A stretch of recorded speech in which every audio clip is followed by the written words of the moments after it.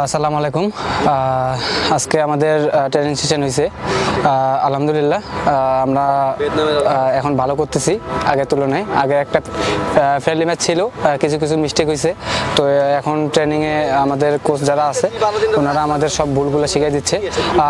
খুশির খবর হচ্ছে যে আমাদের সাথে এখন শেখ মুরসালিন একটু সমস্যা ছিল, ইনজুরি ছিল, ও ব্যাক করছে।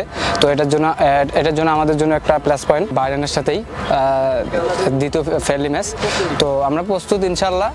যেগুলো আমাদের এর আগের ম্যাচে মিস্টেক হয়েছে আমরা চেষ্টা করব সবগুলা ভালো করার। এইখান থেকেই আমরা প্রস্তুত নেব, যেহেতু ভিয়েতনামে আমাদের একটা টুর্নামেন্ট আছে।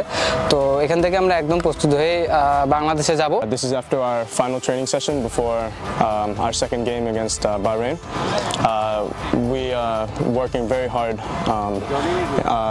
The game didn't go the way we wanted last time, but inshallah next খেলাটা আরো ভালো হবে। আমরা সব tactics আর স্ট্র্যাটেজি সব দেখতেছি কেমনে আমরা প্রথম খেলা থেকে ইমপ্রুভ করতে পারবো। আর ইনশাল্লাহ টুমরো আমরা সব রেডি, আমরা সব হাঙ্গ্রি। আমরা একটা ভালো রেজাল্টে এন্ড করতে চাই ভিয়েতনামের আগে। সো দোয়া করেন, ইনশাল্লাহ আমরা কালকে খেলা জিততে পারবো।